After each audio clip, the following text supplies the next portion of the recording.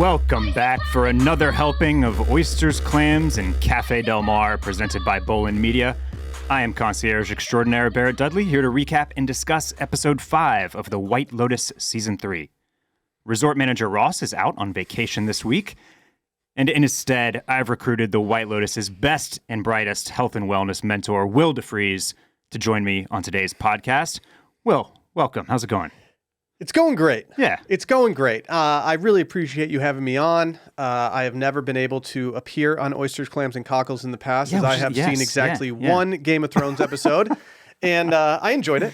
But White Lotus is right in my lane, so I'm ready. This is right up your alley. We're lucky to have you as a guest today. For those that don't know, Will is a partner over at Washed Media, where he co-hosts the Circling Back podcast. He's also the creator of the Sunday Scaries, which I'm sure a lot of you have seen, and you've probably shared a meme or two on Instagram. Will and I also co-host the Retail Therapy podcast, and honestly, as you mentioned, this is a very retail therapy coded television show, as we like to say. We're both big fans of nice resorts and cool vacations, and this is really just this is a nice little aligning of the stars. So thank you for taking time out of your day to join us here on OCC. A little bit of housekeeping before we dive in. Make sure to rate us 5 stars if you're listening on Spotify. If you're on Apple Podcasts, we ask that you rate, review, and subscribe. We're also trying to boost those YouTube numbers, baby, so head on over to YouTube, and you can just search at Oysters, Clams, Cockles. Then once you find us there, you will not be able to miss the big red and white popcorn logo. Subscribe, and then you can thumbs up our videos and do all sorts of rating and reviewing there. Maybe leave us a nice comment on our most recent video. Okay, well, back to White Lotus. Before we fully dive into the episode, because a lot happened here today. A lot happened. I just wanted to get your temperature quickly on this season as a whole. How have you been feeling? You are a ball knower when it comes to Italy. So I assume that the Italy season is probably near and dear to your heart, as it was to mine. But where are you finding this season so far? How do you feel about it? I'm happy with this season.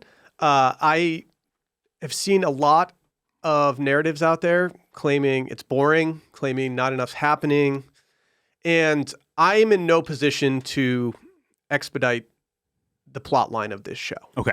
I have been my favorite thing in the world is being at a nice hotel and people watching. So nothing could happen in this show, and I'd probably be happy. So maybe I'm not the best critic, but at the same time, I think that there are a lot of different plot lines that are interesting, and to me more interesting than plot lines in the past, depending on how they play out. Okay. I think a lot of the characters just have had a lot of potential that we're now seeing.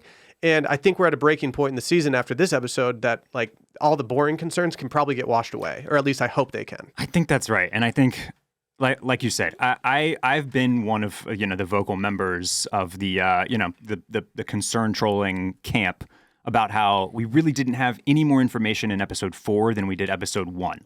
Like the plots were very much treading water in a way that like the ball didn't seem to be rolling down the hill. We know that Tim is potentially financially ruined back home, and we know that Rick and Chelsea have this weird relationship where he's really acerbic and guarded and won't tell her what's going on, and we know that Guy Talk is after Mook, right? And like all these things, like they hadn't really changed much, but like you said, they could stay the same for all 8 episodes or however many we're getting this season. And like, I feel like the worst this show could fall to is a B-. Yeah. You know what I mean? Like, because it is so much fun to watch and just kind of like hang out and kind of escape into the White Lotus world, no matter what's happening plot-wise on screen. It's a show that almost needs a slow burn in a way, because I just think they're not going to reveal everything from the beginning. Yeah. And I think the biggest miss for this season was episode 4. Yeah. Okay. I think that episode 4 is almost like part 1 of episode 5. Yes. And totally. I don't know. I don't have a way for them to improve that. Yeah. But like, it was just one big setup for episode 5, and then episode 5, you got the payoff of all the things that we had kind of been thinking about at this point. Totally. And so, as from the boring narrative, like as somebody who thought the first episode of The Wire was really boring, I'm not willing, like the amount of, I do Sunday confessions on Sunday Scaries. Yep. The amount of people who have submitted a confession talking about how boring this is, one, that's not a confession. You're complaining. Like, you're not confessing anything. Their confession is that they think this season of The White Lotus is boring? Yeah. And today I got one that said, I watched the first episode after seeing so many confessions about this, and I was so bored. And I'm like, well, it's one episode. Yeah. Like, if you're going to just write it off that quickly, then I don't think you're that invested in the first place. So just move on. It's fine. Yeah. Yeah. Having said all that, I'm really glad that we finally got to episode 5, titled Full Moon Party, written and directed by Mike White. Mm-hmm. So let's dive in. We pick up this episode right where we left the last one. Our man Guy Talk, he's in the booth and he's frantically looking in every corner and crevice for the missing gun. This guy is shook. Well, he's been trying to get a promotion to bodyguard so that he can impress Mook. Getting fired is heading in the opposite direction. No job, no Mook. Fortunately, we've got some CCTV footage to review. So Guy Talk pulls the tape, and he can infer that one Tim Ratliff is likely to have the gun and have been the gun thief. He follows Tim to the hotel restaurant scene, where he bumps into hotel manager Fabian, who asks him why he's not in the freaking booth. Again, this guy, he's not very good at this job. Well, I'm not sure he's super cut out for this. Fabian scolds him and says, "Just a few minutes, please. Otherwise, who is in the booth? Who's in the booth? Anybody could just drive in and rob us again." So Guy Talk hangs out. He watches Mook. He waits until Tim goes to the bathroom, and he finally makes his approach. He tells Tim he thinks he took the gun, but Tim denies it, saying he has no idea what Guy Talk is talking about. Finally, Guy Talk is back in the booth, and he encounters Fabian again when Fabian is leaving the property. Fabian offers him an antacid for any stomach issues that he might be having due to some nerves, even though he also suggests that he might be suffering from PTSD after getting hit in the head with a gun. I don't think antacid is quite going to cut it. Guy Talk is then relieved from his shift by another guard who asks if there's anything he should know. Nothing, Guy Talk responds. Pretty small episode for Guy Talk. Just kind of, he's dealing with the fallout of being bad at this job and letting this gun get stolen. Worst security guard ever? Yeah. I mean, knowing now that if I ever get in trouble for doing anything out of pocket at a resort, knowing that I can just say, I don't know what you're talking about, and just walk away. I think that might be the stock response. Yeah. I don't think we've seen the end of this gun storyline yet. But yeah, Guy Talk he's in a bad spot here. Do we have enough proof from the CCTV video to say that he definitely has the gun in his pocket? Because I am very much of the camp that the customer is always right, and you don't want to accuse someone who's renting out one of the nicest villas in the resort of stealing a gun from you. When, as we see later, hotel manager Fabian is not one that likes stirring the pot or disturbing guests with any type of wild accusations, and that's a really good point, because I kind of thought that when we saw the CCTV footage, we might see Tim kind of like stuffing it in his waistband or something. But the evidence, but he doesn't. There's not enough evidence there that you can just plainly say, you have my gun. Yeah, and the proof is on the footage. I've literally got hard evidence. He doesn't quite have that. No, you can see him holding his pocket. You can see that there's something in there, and you can likely guess that he's got the gun. Yeah. But there's something more to this that I don't even know if I'm excited to see it. They have the two softest people running point at this resort. Guy Talk is the worst security guard, and they have a hotel manager who is scared of literally everything to the point where he has to take antacid for it. No judgment. I mean, there's probably times in my life that I've had to take antacid for softer things. But well, at least both of these guys aren't just popping lorazepam like they're candy. We move on to Belinda. Speaking of Fabian, Belinda runs into Fabian in the lobby. Fabian tells Belinda that Greg/Gary has been asking about her. He seems very curious and also very rich. So Fabian tells Belinda he'll introduce the two of them. But later, Belinda comes back to the lobby and expresses her concerns to Fabian. She gives him the 30-second version of the entire Tanya McCoy storyline and lets him know that the authorities are even looking to question Greg/Gary for potentially murdering his wife, Tanya. Belinda's freaked. She's very, very worried about this guy kind of sniffing around. She thinks something terrible is going to happen or that he's dangerous. Fabian kind of seems taken aback a little bit. He she mentions this link. She says she's going to send him. He says, "Oh, do that." But he's also not really computing. It's all just kind of he's doing a perfect look where you can tell this is just kind of going in one ear and out the other. Eventually, he swats down Belinda's desire to call all of the police. That would be the Thailand police, the Italian police, and the U.S. police. He doesn't think Greg/Gary is a concern at all and suggests that Belinda focuses on herself and kind of, with that tone, he's got her job. I think you'll survive, he says. Cue the spooky White Lotus theme music. My takeaway here is Mike White, he loves to play with taboo and sex and spirituality and all these kind of like these more fun, kind of like these fun themes, I'll call them. But he also is not afraid to just like hit the button on some universal truths here, such as women's concerns about men are largely not taken seriously and oftentimes flat out rejected. Or, just swept under the rug. Swept under the rug. Yeah. So Fabian, he's not going to be helpful when it comes to the Belinda and Greg conflict. I have concerns about this entire situation from just the standpoint of, one, pull him into a room. Pull him into a private room where you can go on a computer and you can show him exactly what you're talking about. Yeah, right. Do not have this whispered conversation where you're heaving murder allegations at someone in the middle of the resort where other people could hear it, because that would even rattle me. Additionally, if I get that response from the hotel manager, I am going to ask for who is above him, and there has to be someone above Fabian. Like, there's no way that he is the top dog. Well, I think conveniently, Stratala has left the resort. Right? Oh, yes. So she can't just go straight to the co-owner of the resort. And I think Fabian is kind of top dog at the moment. But you make a good point. She's she's coming to him with some pretty wild accusations and a insane story, right? That this woman was drowned off the Italian coast. So it would be nice to be able to pull that link up directly right there. Show him that he's lying about his name, since she can prove that on the internet as well. Yeah, and you can just look it up in the record of guests staying at the hotel. But it's also unfortunate to see him pretty much just side with the rich guests instead of his staff pretty quickly there. I once stayed at a hotel and I was asking the front desk something, and I'm not going to name the hotel. And I looked over the front desk and they had a full binder, and I'm almost positive it was a binder of the guests. Oh, they have that, for sure. And so the amount of information, I was like, wow, okay. They know who's here and they know what's going on. Yeah, I obviously I did not see my face on there, but I was hopeful I could. It was probably in there. They had a lot of information on a lot of people. And I feel like the White Lotus would be the same type of situation where they would just have somebody that would be doing that and maybe have some background on our man. You watch The Bear?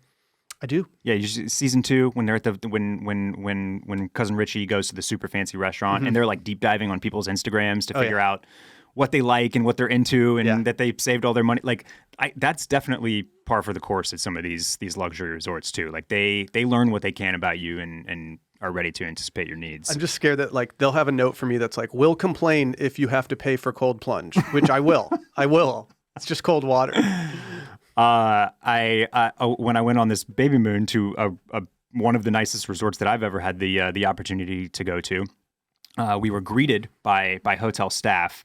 And I had made the rookie mistake of not just handing off my bags and my coats and everything that I was carrying in my arms to the valet guy, right? Yeah. Because I don't know, you used to just staying at a Hilton, right? And it's you kind of want to latch onto your stuff because the service will be probably very medium, and you don't want to have to start doling out $5 and $10 tips to everybody, and there's just one thing after another. That not the case at a high-end luxury resort. Just let them do their thing. But I didn't. So I ended up sitting down with the guy checking us in who probably did have this type of binder on us.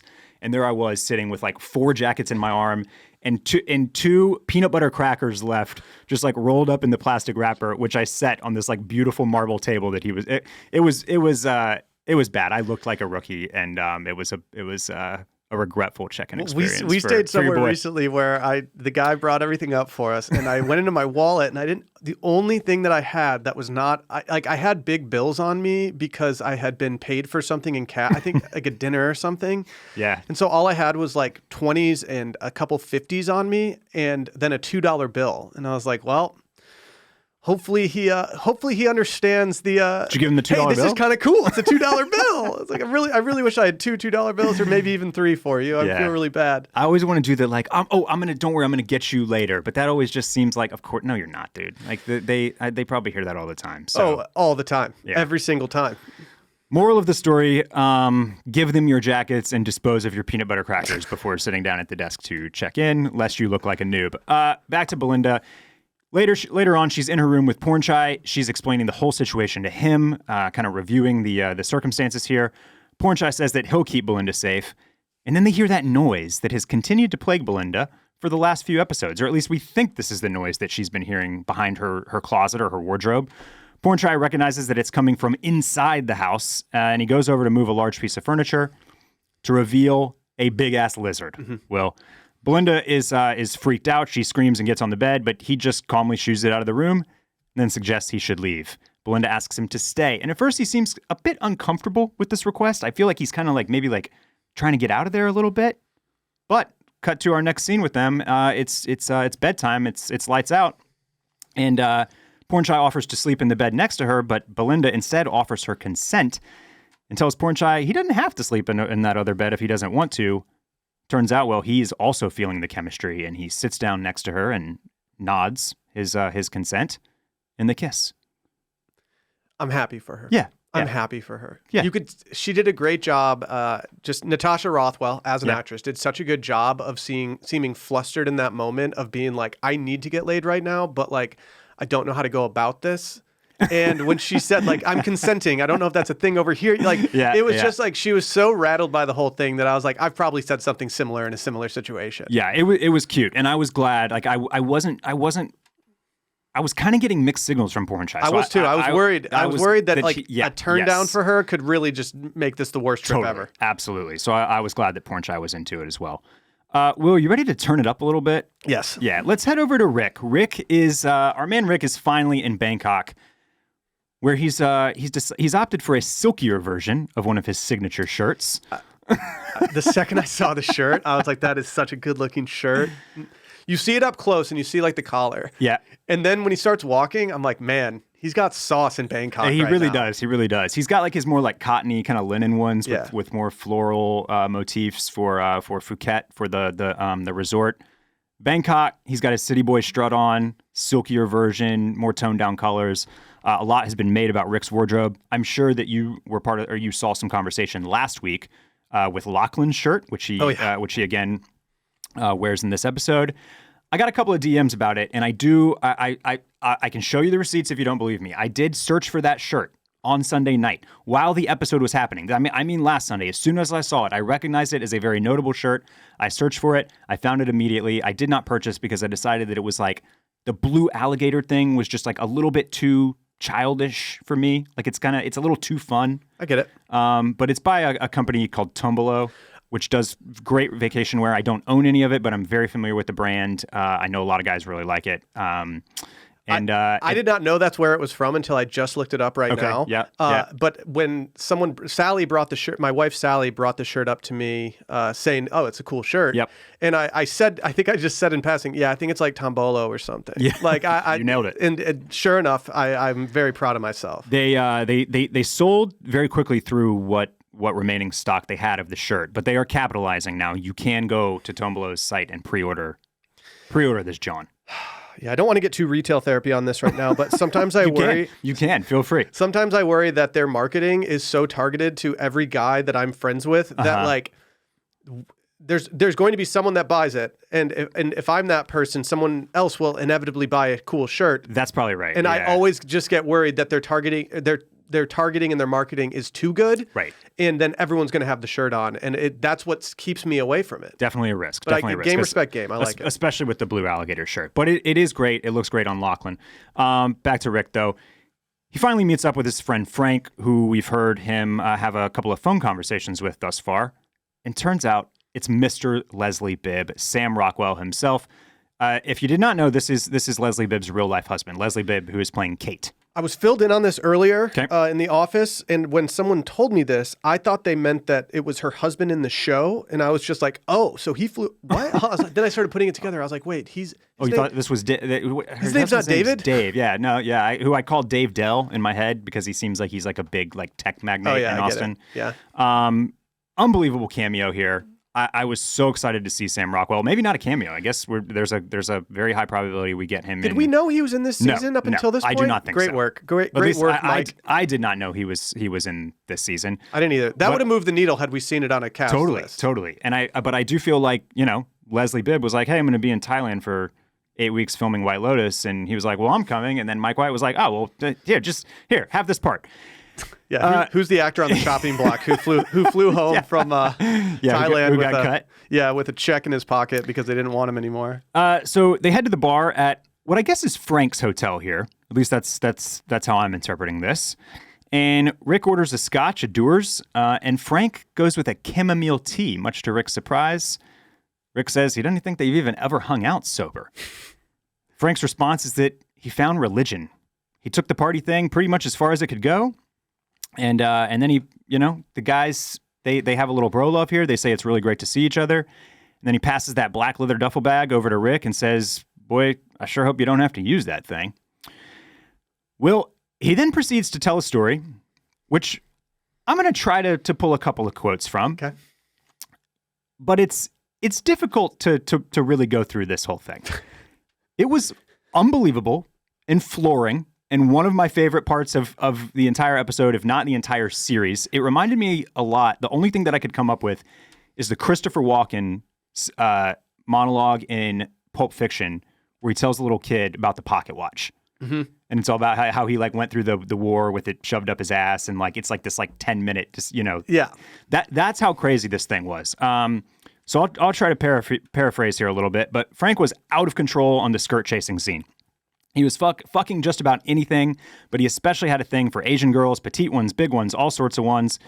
And after about 1,000 nights of carousing and taking one or multiple girls home, he started to wonder, he just wasn't really feeling fulfilled with all of this. And he began to wonder if maybe what he really wanted was to be the Asian girl, Will.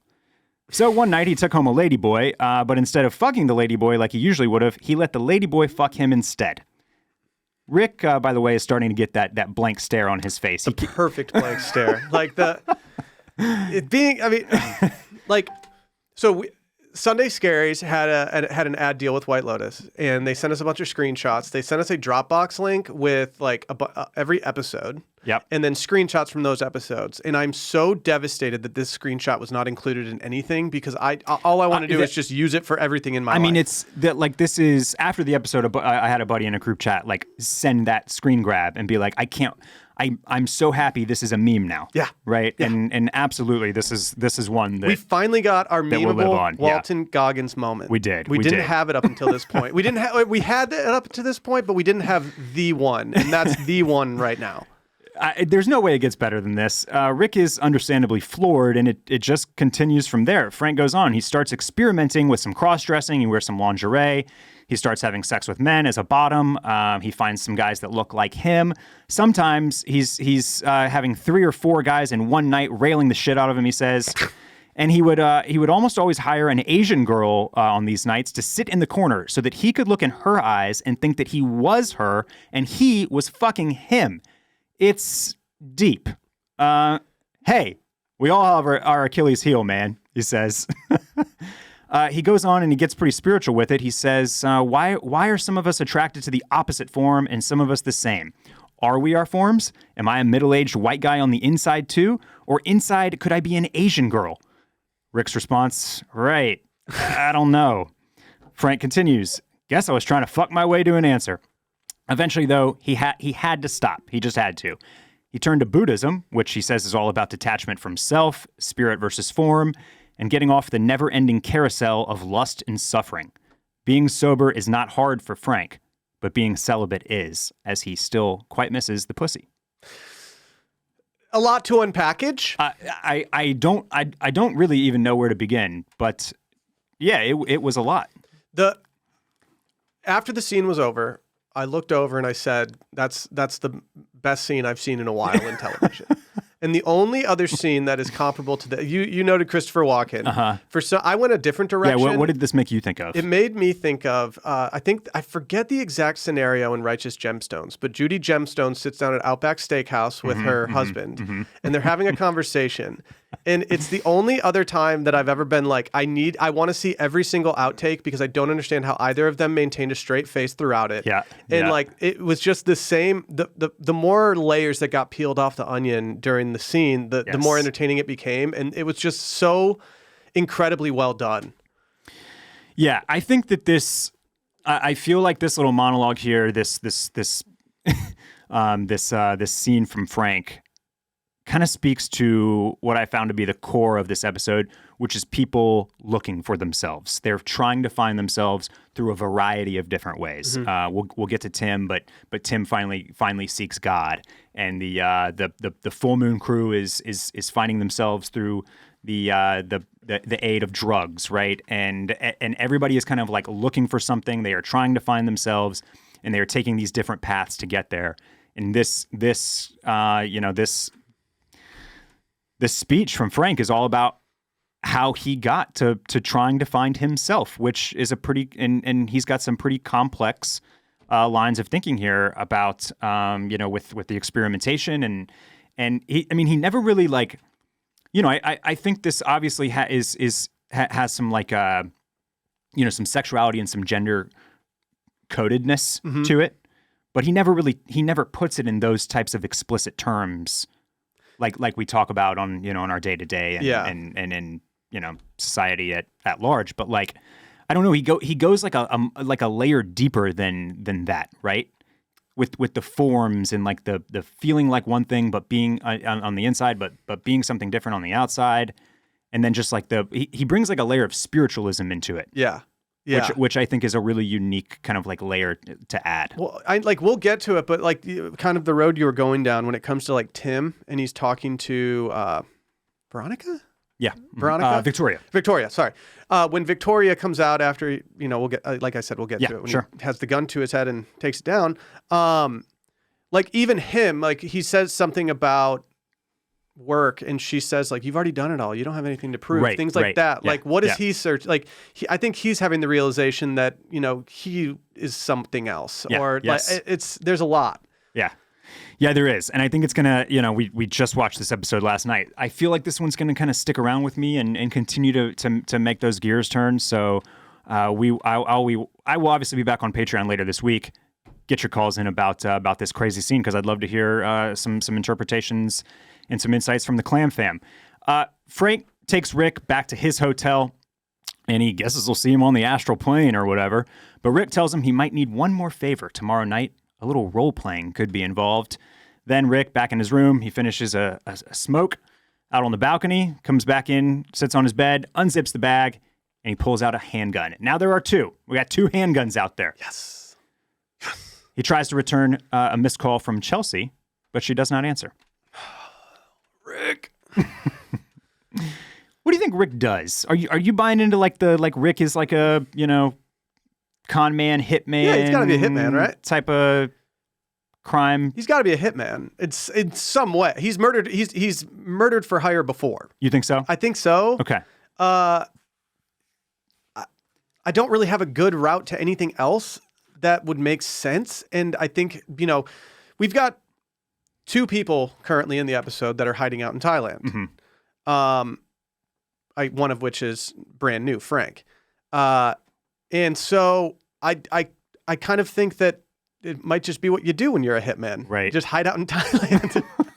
It does, it is home to the LBHs, the losers back home, and the types of guys that do this and that, as Rick and Greg/Gary both acknowledge partaking in. But I did have a sense that I think at this point it seems pretty cut and dry. He's after this guy who's the owner of the hotel, who he thinks killed his father. I feel like something is going to get flipped. I feel like they're going to subvert the story in some way.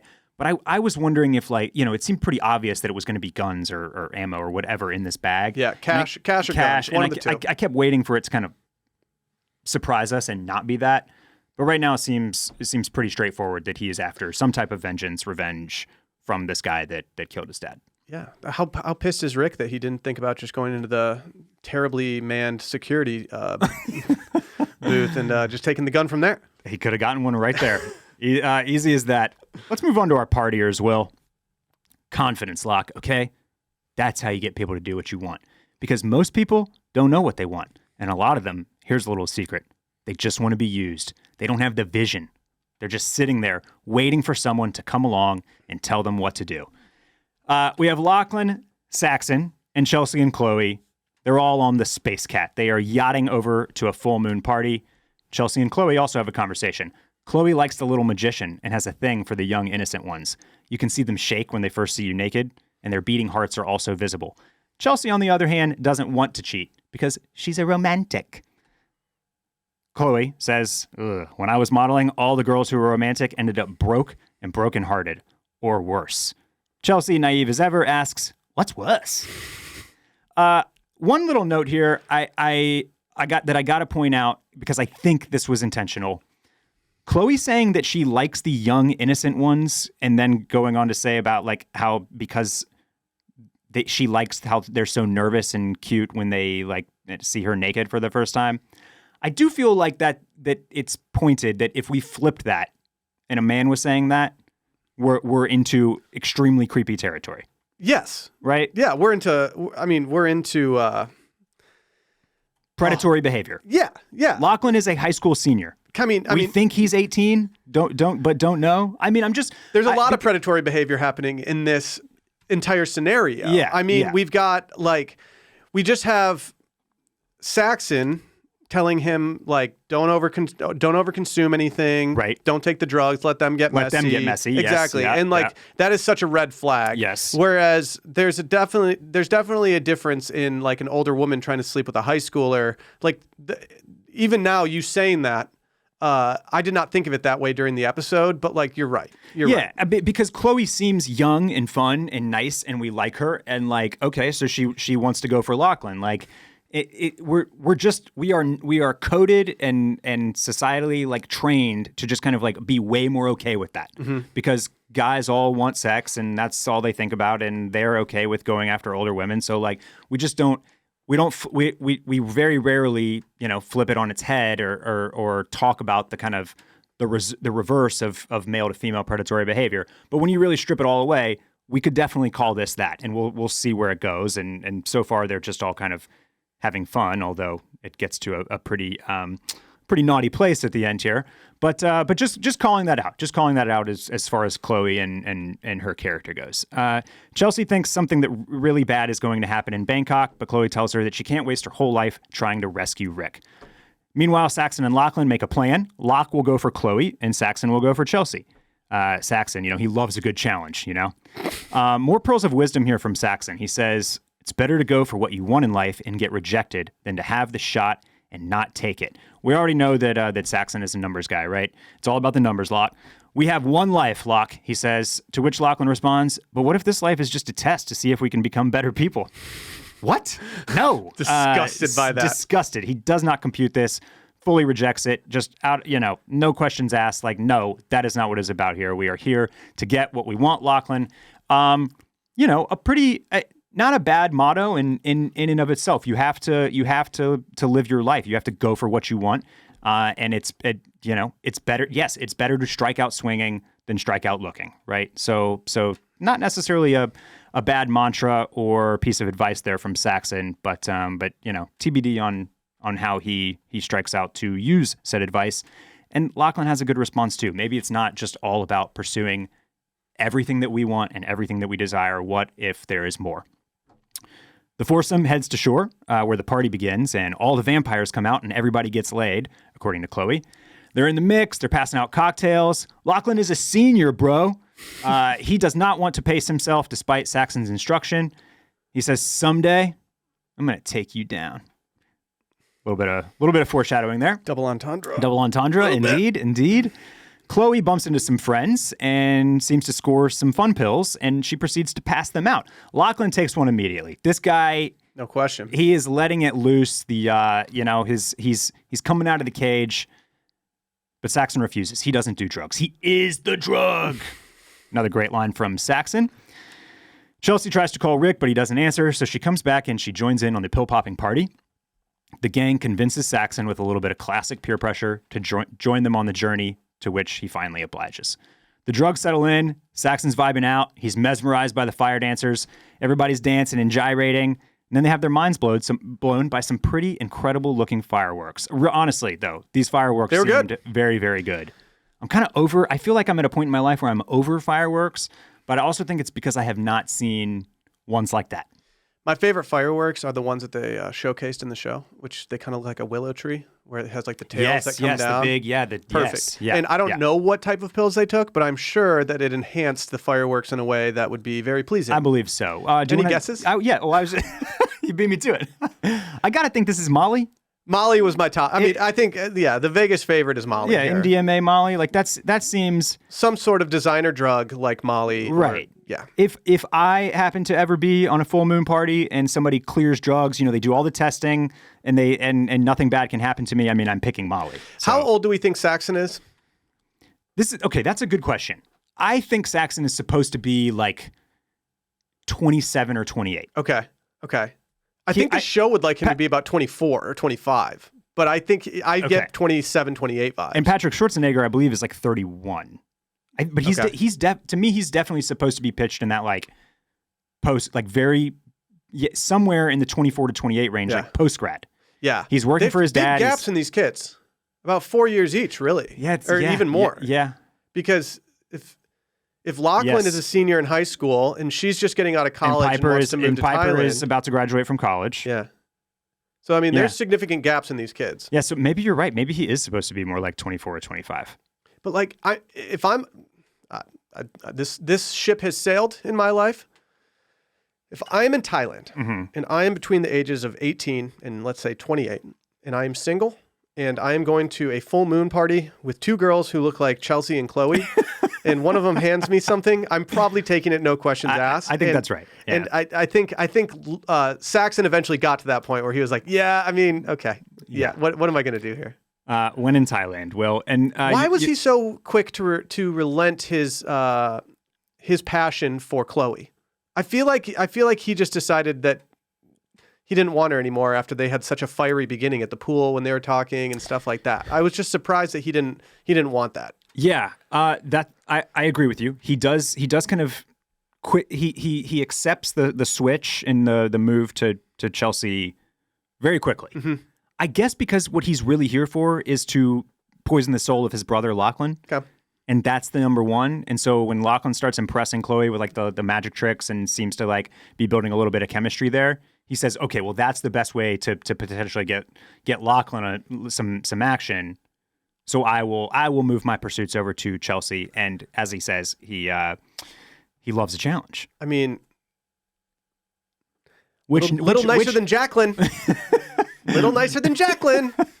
Which numbers guy bro doesn't love the challenge? I also thought him refusing the drugs, I thought was a nice mirror of this guy tries to be just like his dad, who constantly kind of echoes that same sentiment. He doesn't want the lorazepam because he doesn't do drugs. He doesn't need drugs. Saxon kind of giving that same like. I think Saxon has a lot of insecurity in life, and I think he puts on a macho aura, in order to combat that. And I do think that most of his life is probably proving to his dad that he's not an idiot. Yeah. And he might be doing I don't know. There's more to him than I would agree. His dialogue says. I think so. But at any moment he could say something that I'm like, okay, now I'm 100% out. So it's hard. He's a tough balance. It is, and it's dangerous. It's dangerous to put your neck out there for Saxon because yes, he could say something awful and terrible at any given moment, and then we look like fools. Mm-hmm. So TBD on Saxon. They're doing some really nice cut work here with the full moon party and the girls party, which we're about to get to. But yeah, I mean, I was having the same kind of existential midlife crisis as our lady friends, as our three girlfriends are. Because yes, I would like to do the full moon party and the sit club and the afters at the villa, and I know that I'm just not built for that anymore. No, the entire time I was watching the scenes, that's a tough thing to acknowledge. Like I knew that I was old and that I had children when I was watching the scenes, and all I could think of when I saw the sun, when it started to get lighter outside, and you realized the sun was probably coming up. All I could think of was, man, that stinks. They have to burn an entire day of vacation being hungover. Like, oh man, that's a bummer. They're gonna have to sleep in their villa all day today. Like, and I just felt so lame, especially because I think they did a really good job of the party scenes seeming somewhat authentic. everyone's sitting at a table, just slamming drinks, Yeah. having fun. Like, all right, let's do this. Like, it became a little real of like, I remember being 23 and doing this. And maybe life will change, Barrett. Maybe there's going to be a time in our lives where we go on a boys trip to Thailand. Sure. And, we're somewhere and we're partying as hard as we can all night long. But I don't see that happening for me anytime soon. I think the biggest, the club scene, which we're about to get to, was my absolute. It was beyond the Frank monologue was my favorite scene of the episode, and that's the type of vibe that I still to this day crave. Once we get to the morning, though, it's just like I don't. There's no way I'm making it till the sun comes up anymore. It's just not happening. No. I get tired at 11:30. I start yawning, no matter what, you know. Barrett, I'm asleep by 10 most nights. Well, I'm talking about on nights when I try to do something, though. I'm still. I'm. Yeah, but you're not in Thailand. You know, Yeah, you're not I'm running on not in vacation Thailand, time. and people aren't passing me magic pills. We either, also so. forget that hangovers don't hit as hard on vacation. They don't. They don't. Sometimes they go away completely. Speaking of the morning sunrise, this foursome is back on the boat. The boys are taking a little dip in the sea. Chelsea and Chloe look on from the deck, and Chloe, she pretty much admits that she is going to hook up with these young bucks, and she does truly believe that Greg/Gary might kill her for it, but that's a risk she's willing to take here and now. Chelsea does not think that Rick would do the same, but she would feel awful about it. They all make their way back onto to the yacht, as Saxon puts it. He's the big dog on the Space Cat. Things are starting to get freaky. Saxon gets the girls to kiss. Classic icebreaker here in a situation like this. Then he gets Chloe and Lachlan to kiss, and then the girls flip it. And here we go, Will. We get the Saxon and Lachlan kiss. First, Lachlan just gives him a little peck. You know, he's, we're laughing, we're having fun, it's just jokes. But then he kind of sort of goes for it, and Saxon does not exactly pull away. And we get a bit of a prolonged lip-to-lip, brother-on-brother, incestual kiss. Yes, we did. Ross and I had kind of we had bandied this about. We had joked about this. I think it was on Patreon. Last week on Patreon, somebody brought up that right about episode 5, I think episode 5 in every season of The White Lotus so far, there is a quote unquote internet breaking gay scene. Okay. So in season 1, it's Armand and the Lucas Gage character like having that crazy drug party and having sex in the hotel office. and then season 2. And then season 2 is the uncle, quote unquote yes, uncle. Yes, is Leo Woodall having sex with his quote unquote uncle. And so people wondered what we were going to get in episode 5, season 3. And how do you top those two scenes? Well, you got to ratchet it up a notch. Not with the level of physicality or the base that we're getting to here, but with the taboo that we can touch on. And here it is. It was incest after all. Having a hard time trying to figure out what's more taboo than incest at this point. Hard to yes. I think that rich people that would be featured in the White Lotus, I think there are things that high society people do that you can see a route to how they would get there and how they would do that. Mm-hmm. There's something in my life that I have never had any experience with or never like when I say not had any experience with, I don't mean personally, but like I don't know the psychology of this incestual thing. Yeah. Like I feel like I know other things that people might go about. Sure. And so it's so much harder for me to grasp this plot line and get an understanding for it compared to so many other plot lines that have ever been in the show. Yeah. Yes. Like, I don't think I've ever watched a show where incest has been a thing. Well, because famously you did not watch Game of Thrones. Yeah, true.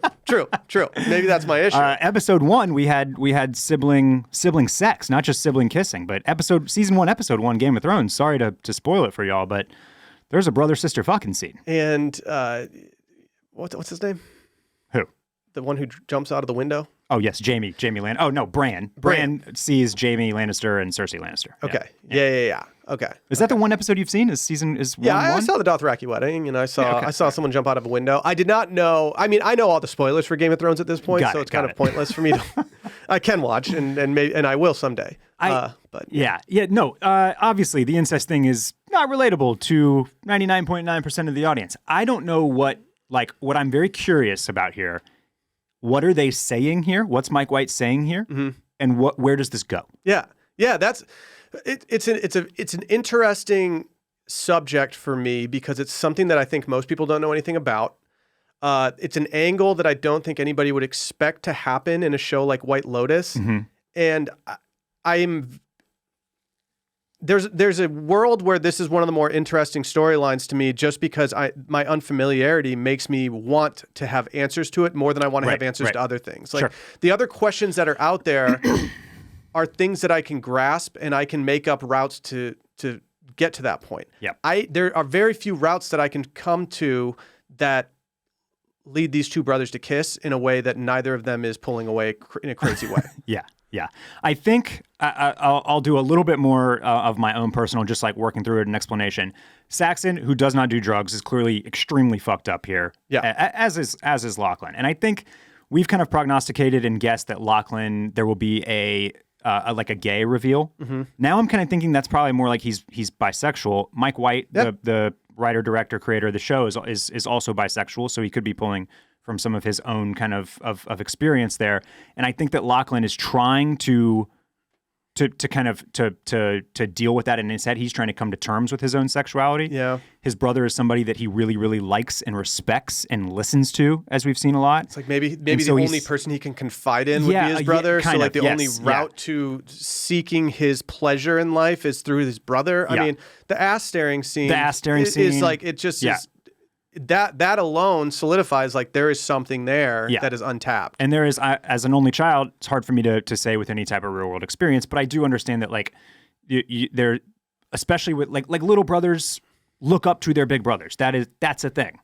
And there just seems to be maybe a little bit of a crush element here to it as Lachlan kind of comes to term with his own sexuality. So we'll see where that one goes. But it's time to go on to Lori, Kate, and Jacqueline, our favorite threesome of friends.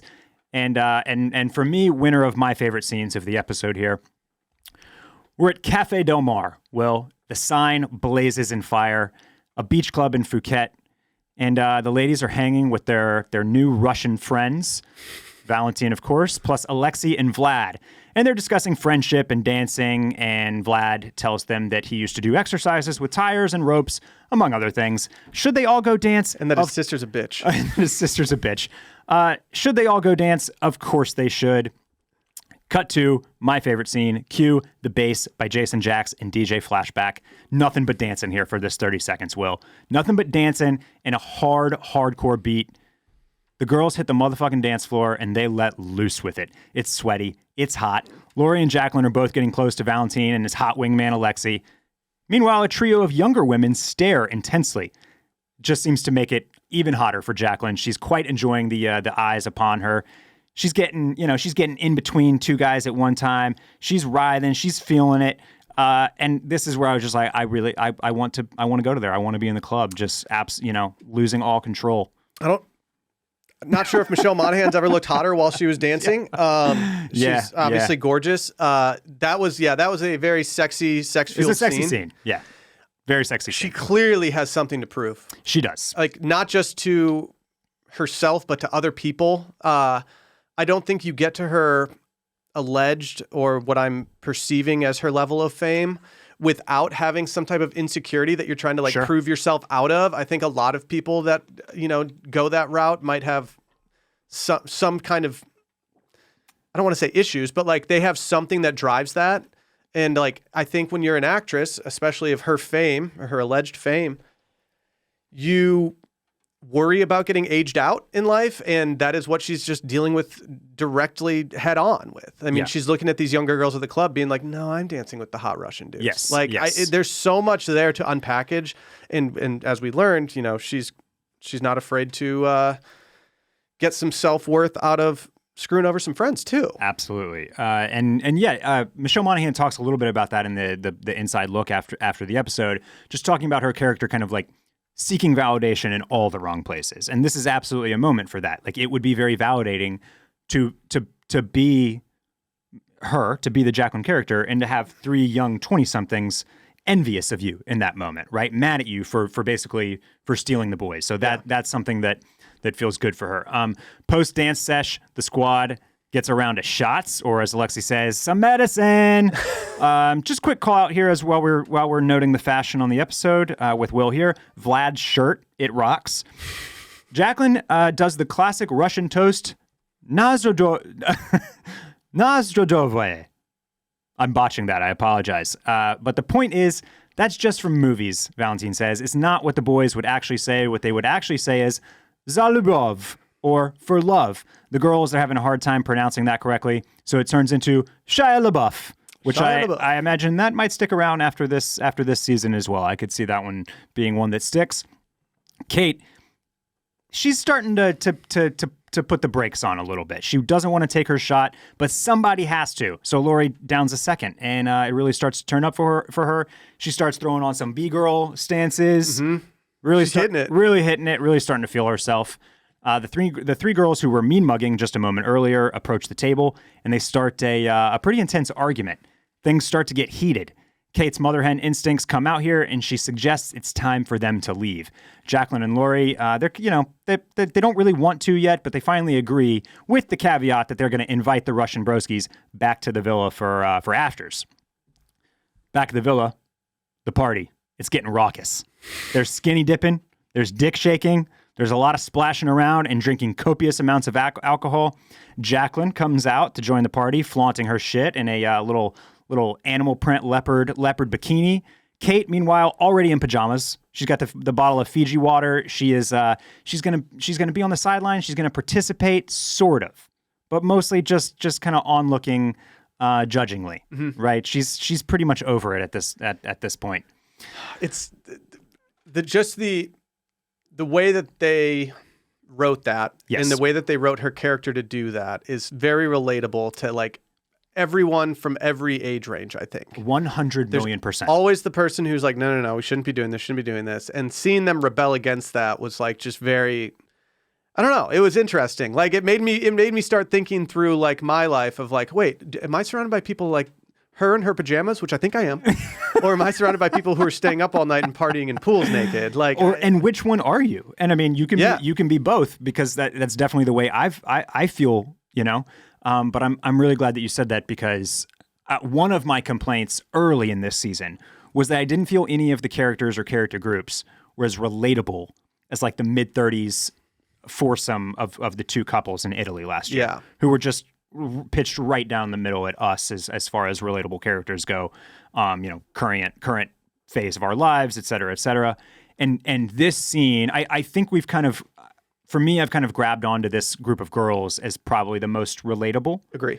And this scene really, really like just kind of like drove that home for me, because Kate, sidelined in her pajamas with the water bottle, she's done drinking. She's there because she has to be, because she knows she's not going to be able to go to bed until this all ends. Just incredibly relatable and very well written and fun to watch. I mean, I was looking back on it and I was like, okay, have I been in a crazy pool party situation in the last 5 years? And I thought, yes, I was in one. It was 2019. There you go. I was on a bachelor party. That was 6 years? And I thought, 6 years. And then I thought to myself, okay, what role did I play there? And then I thought back and I thought, I was sitting about, 30 yards away from the pool in a pool chair, hanging out with one other person, just being like, man, these people are crazy. Yeah. And like, it was just like, oh yeah, I might be Kate. Eventually, this party reaches its natural endpoint. They all do. At once, it looked incredible, Will. Now it looks awful. It's fallen off the rails. It's flown off the rails. Guests are beginning to overshare. They're telling boring stories, and other guests are trapped in those conversations. It's the worst. You go from really wanting to be at this party to being really glad you're not there. Suddenly, we are all Mother Hen Kate, who finally puts her foot down. She ends the party and sends everybody to bed. It's a good move by Kate. I thought this was, Kate she's got a tough spot here in this episode, being the wet blanket a little bit. But also, you kind of need a Kate. You need a Kate to kick out the loud Russian broskies when things have kind of concluded. Nothing good happens when once people start talking about palimony and how they're really the good lawyer. You know what I mean? Yeah. Jacqueline insists that Lori should have hooked up with one or more of these guys. But hey, at least these ladies all prove to themselves that they're still young and fun, and they still have it. Lori, who's still kind of feeling herself, dances her way off to bed. I thought this was an unbelievable performance by Carrie Coon throughout. Yes, she really owned her role here, and I think she did a good job of playing the part of like the lawyer who isn't normally going out and doing these things, who is actually like, you can see her get to the point of just letting loose and letting go of like any insecurities that she had. The whispering in the ear and everything that came after just devastated me. Yeah.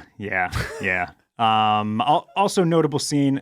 Lori obviously pops top, and some of the boys here pop bottom. And I loved the underwater shots of all the undergarments just like floating around in the pool. They did a great job of filming it and making it seem as chaotic as it seemed in the moment. Yes. I think that there's been some series lately that have done a really good job of that. And like what comes to mind for me is there was an episode of Industry in season 3 where they're in a club scene and you can barely hear the words coming out of people's mouths, but you can hear it just enough that you get the gist of it. Yep. And this felt similar to that. It was like a very tangible party scene where you can actually see these things happening, or, just the chaos of it was very, I don't know if it was relatable because I don't have that much chaos in my life, but it was tangible. Yes. Yeah. And surely, I think we've all kind of sort of been there at least once in our lives, even if it was well over 5 years ago.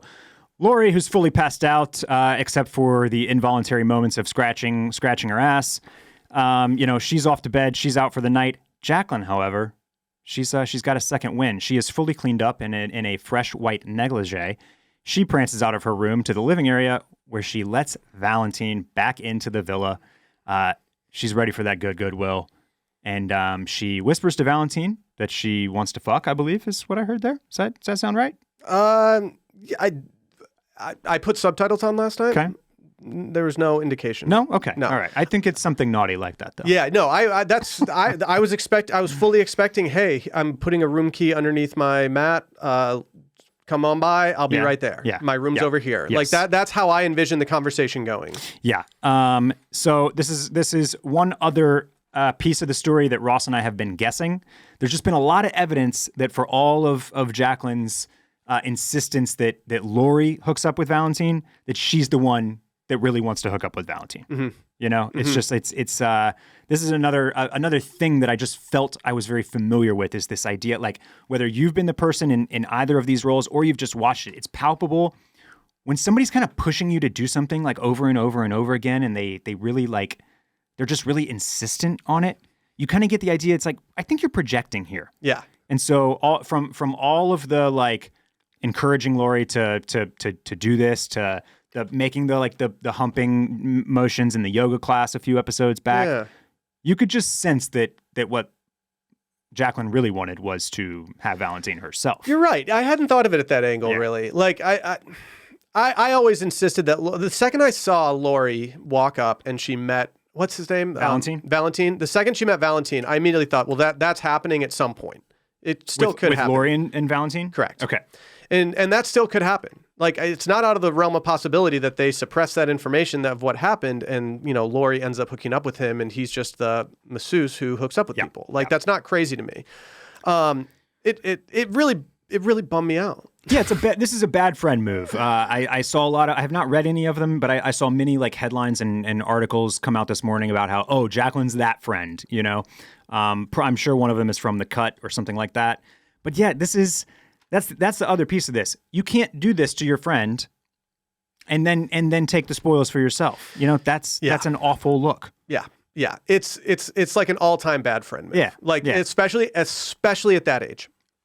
Especially when you have a family at home, and especially when your friend doesn't, and you're promoting that the entire time. Like, there's no way. And also, what's kind of an interesting route here is that those two kind of paired off as being buddy-buddy, and having Leslie Bibb be the outsider after voting for Trump. Mm-hmm.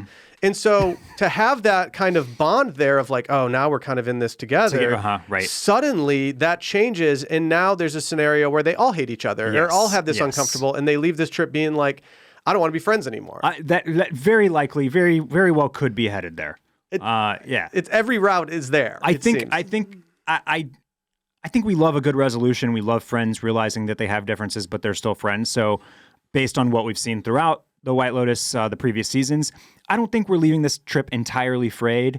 But these are the types of things that can ruin relationships. Absolutely, no question. I mean, I think Mike White likes exploring. I mean, like you said earlier, from sexuality to spirituality to everything. I think friendship is something that has so many layers to it that Mike White could do a great job analyzing, which he is doing here. And I think that a lot of people, especially at this age, the age that I think we feel most similar to with Kate and everybody, I think that you start to make those decisions of which friends you want to be around in life and which you don't. And it seems as though none of these women live near each other. And I think they're going to have the realization, like, I think we're good. Yeah. I think we've all made our own lives and we don't need to stick to the college friend thing. Yep. It just feels, it feels relatable in a way, especially like the older you get, the more difficult it is to keep that friend group and keep that tight knit ride or die energy. Yep. And people just change. People and I think change. we're just seeing that in real time. It's been so long do. since they've taken a girls' trip. Yeah, it's pretty interesting to think about, and some of these best friends and lifelong friendships you're able to maintain because there's something so strong there that the changing doesn't end up making like the final difference, right? Yeah. It doesn't. You're still able to be friends with those people just because that shared history runs so deep. But sometimes it doesn't work like that, and a lot of the times, even with those relationships that still work and that you still have, it's just kind of it's just notable. It's funny to look at it and say, "There's no way I would make friends with this person now." Yeah, you know what I mean? Yeah. So definitely a very relatable crew here as we continue to kind of plumb the depths of that friendship. All right, on to our final storyline, the rest of the rat lifts. This is actually one of the spots where we begin the episode, but it's also where we end. So Piper has the not-so-full attention of her parents at dinner, where she finally drops the bomb on them that there is no thesis, Will. She's actually here to check out the meditation center, and guess what? She really, really likes it. She tells mom and dad that she wants to go live at the monastery for at least a year after graduation to explore her spirituality and understand Buddhism. As Will Smith famously said, though, parents just don't understand. Victoria protests and has some great lines here. But you're not a Buddhist. Honey, you're not from China. You want to live in Taiwan? Not even fully understanding what country she is currently residing in.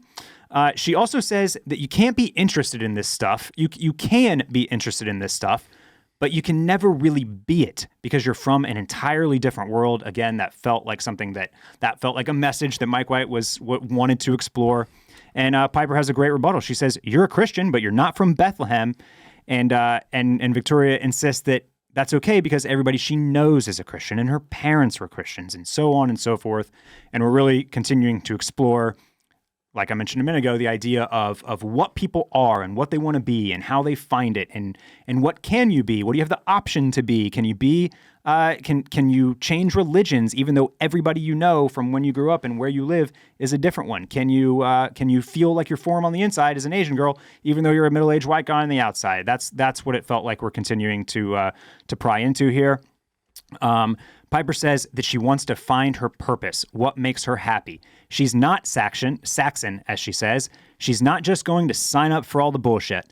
Once again, a theme that I feel like Mike White loves to play with is this kind of a member of high society or of a rich family or that has a leg up into this world who maybe wants to break the chain a little bit or break the mold or kind of do something different and get out of this cycle. And then the question is like, can they? Yeah. Again, like can they and will they? Will they? Because Piper seems to think she will have the opportunity, but can she follow through with it? Yeah. Rachel in season 1 famously does not follow through with the idea that she has to kind of like kick this all to the curb and live a life that she may find more fulfilling, right? Let's see. Victoria, let's see. Okay. Saxon, he's willing to sign up for all the bullshit, just play into what his family's always been. He's obviously working for his dad at the company. Back at the villa, let's see. Victoria calls it extreme, says that Piper, she'll just drop out of society. In a year, you could end up with a completely different set of values. Piper says, different than what? And Victoria says, than the ones we gave you. Piper says, yeah, that's kind of the idea. Yes, so back at the villa. What do you mean? Hold on. The values of the dad who's going down for insider trading and fraud and and the mom who is just popping. Like you're absolutely spot on. Just in this, it's the same vibe as talking about being an Asian girl on the inside. Like I mean, it's there. These have such similarities to them. Yeah. As crazy as that sounds, I really think they do. Victoria continues, what if it's a cult, Piper? Piper says that the monk she wants to study with has written major books, to which Victoria responds that Charles Manson and Bill Clinton wrote books. Hillary Clinton even wrote 5 books. She also says it could be a Nexium-like sex cult where girls are getting branded and becoming part of harems, and concubines. So Victoria wants to take Tim to meet this guy, meet this monk, and check it all out. But in the meantime, she'll have to go drink herself to sleep because the lorazepam is still nowhere to be found.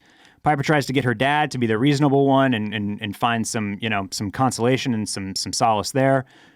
But Tim is just more down bad than ever. He says that he was once an altar boy and even sung the solo at the Christmas service one year.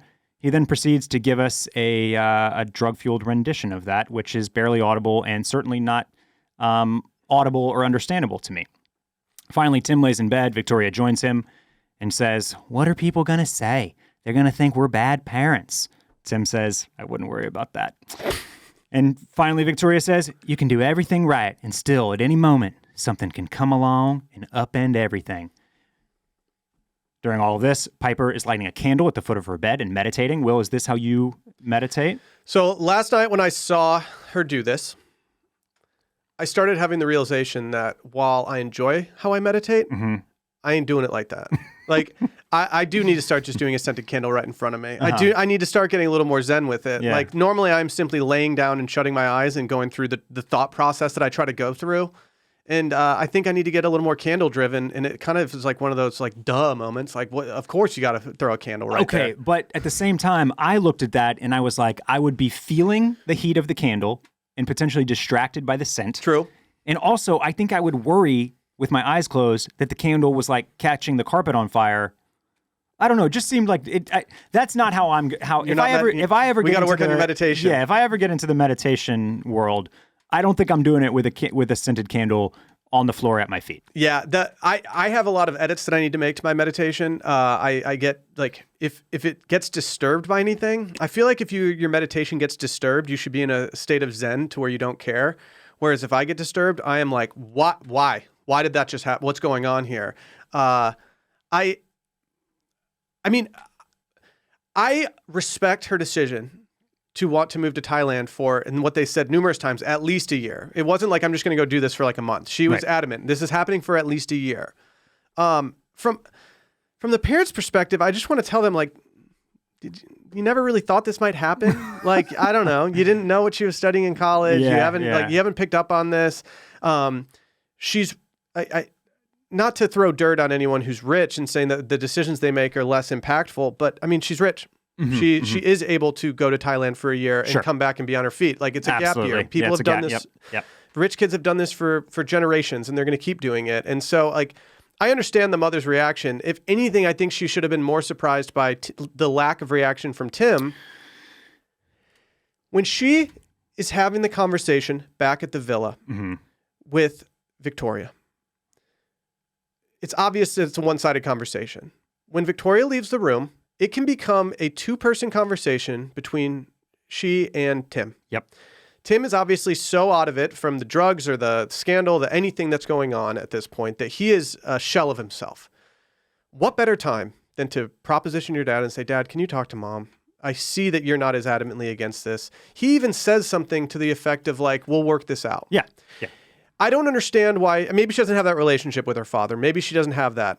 But I just couldn't fathom a situation where if I know that one parent is saying no and the other has not said no yet, I'm definitely honing in on the parent that hasn't said no. And her not doing that just seemed a little unrealistic to me in that moment, where I just would have been like, instead she was like, "Oh, I'm just going to go." Well, don't you think that's because of this kind of like muted, weird reaction that she gets from Tim, who just starts singing an altar boy song? Yeah. The altar boy, like, I've learned something about myself in life when I'm watching television shows. It's hard for me to watch someone who might lose it all.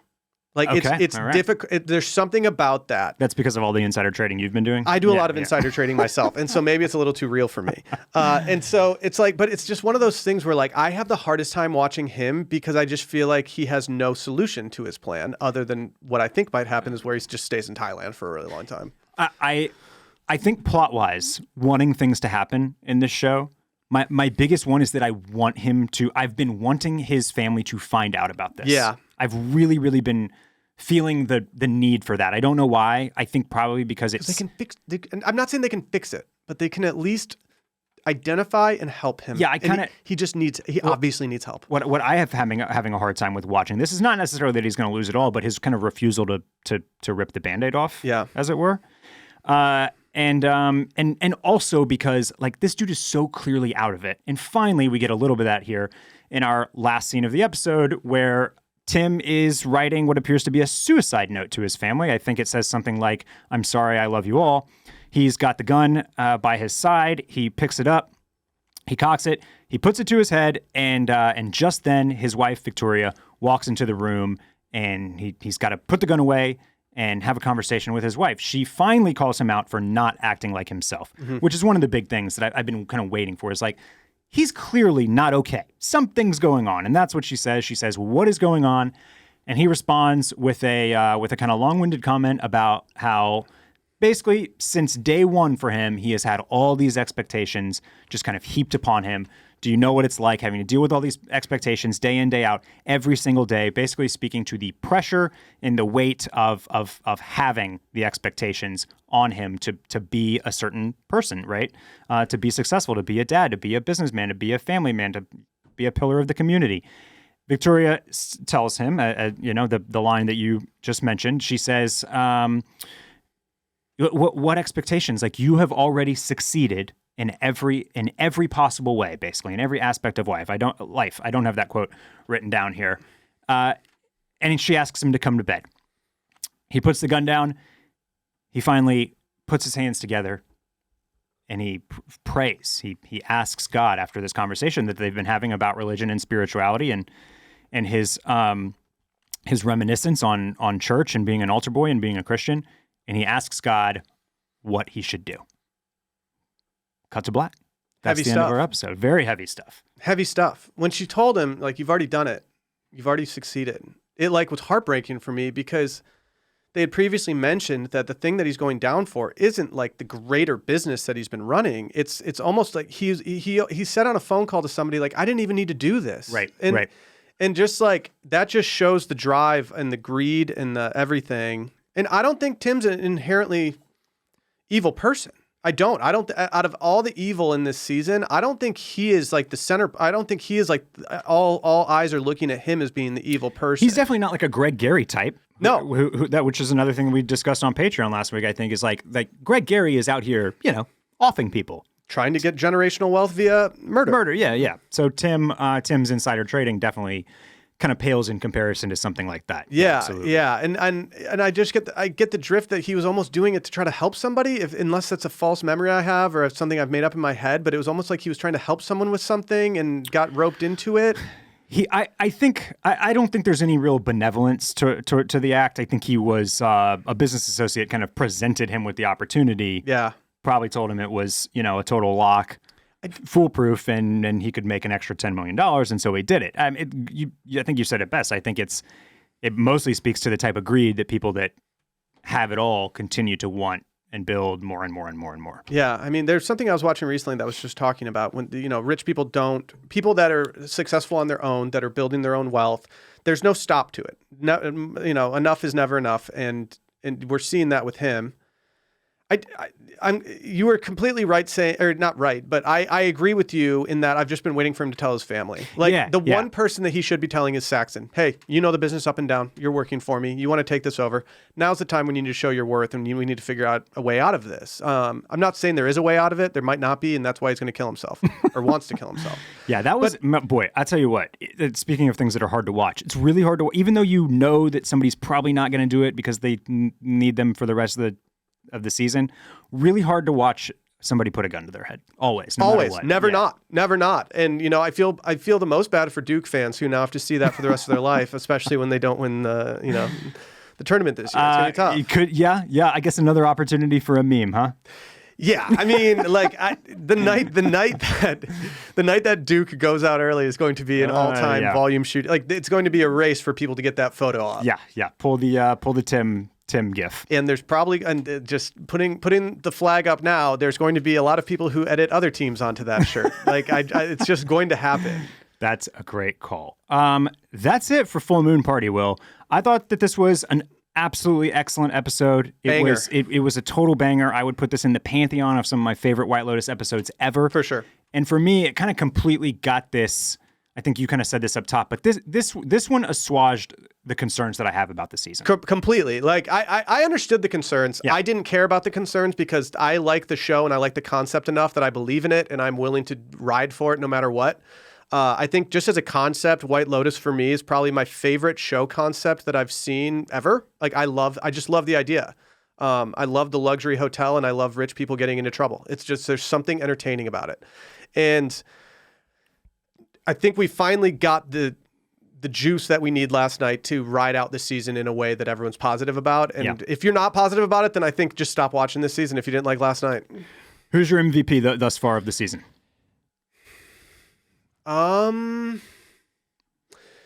MVP thus far would probably be Vlad. Victoria. Vlad hit it last night. Vlad's line deliveries were perfect last night. It's Victoria. Okay. I really like her. My favorite character from season 2 was Daphne. Yeah, same. And I think that I'm seeing a lot of, I think they're going about it in different ways, but I think I see a lot of, like, monastery aside, meditation aside, and Buddhism aside, I think that Victoria has some sort of reasoning to her that is like, she wants to be good. She wants everyone to be good. She's taking Xanax all the time, so she's living in fairyland. Like, she's really having it. There's something about her that I just think that, like, we're going to keep learning more about, and she's going to keep being someone that is the rock of a lot of things in this season. Her character is unexpectedly three-dimensional for a woman that does not get, like, a ton to do besides kind of lament about the people being decent, right? Like, her character feels extremely, what I would say is studied and lived in. Like, I so buy her as, I know exactly who she is. I know exactly what type of mom she is. I know this person. You know what I mean? Mm-hmm. So kudos to her. She's like she and Daphne to me are like these like guardian angels in a way who might. That's generous of you though for Victoria thus far. It is. It very much is. It very much is. But I think that the character can trend that way if Mike White so chooses. Yeah. I'm not saying she's there now, but I could see a scenario where she's almost like she can straighten out Tim. There's a lot left for her that it's untapped. And I think she's already given us enough that we have a awesome character right in front of us. I think we saw a bit of that untappedness in that final scene when she tries to kind of console her husband there. So that was nice. I got to give mine to Lori Carey Coon. She has been killing it all season. I loved this episode for her. Again, just an absolute rock star performance. You could tell how much fun she was having, and Lori, I'll dance with you in the club. Even if those two Russian guys are giving all their attention to Jacqueline. That will do it for us today. Will, thanks again for your time. Thank you so much for being here. This was awesome to have you. Where can our listeners get more of your content? If you go look up Washed Media, just follow everything from that, whether it's circling back to Sunday Scaries, to our personal accounts, to whatever. I feel like we're kind of a brother-sister company with Bolin Media when it comes to our fan bases and everything. It's great. Absolutely. So I'm sure a lot of our listeners are already familiar with your work. But yeah, good to share for those that are not. Will has actually, I've been on a bit of a hiatus from retail therapy, which should be coming back into full force after the Severance finale, which is later this week. Ross and I will be on Patreon to cover the finale of season 2 of Severance. That's patreon.com/oysters, clams, cockles. I will also be back with another special guest for our regular hotline call episode on Patreon. Go check it out. If you need any help figuring out the tiers, just DM me or email us or get at us in any which way. We'll help you get it figured out. But Severance coverage is in one category and one tier, and then White Lotus is in another. And then if you want all of it, there is, as Wash Media would say, an optimized tier. Oh, yeah. To just get everything. Oh, yeah. So stick around. I've got a lot more content coming from you this week. You can follow me across the platforms at Barrett Dudley. I think that's it, Will. Any final thoughts? Anything I'm forgetting? I don't think so. Okay. I think that's a good look. Thanks again. Great episode, everybody. Can't wait to continue this season, The White Lotus. And how does Ross close this? He always says... what does he say? He says he usually does the sound from the White Lotus theme song, but I will just say Kapkun. See you later this week. Shia Bye-bye. LaBeouf. Shia LaBeouf.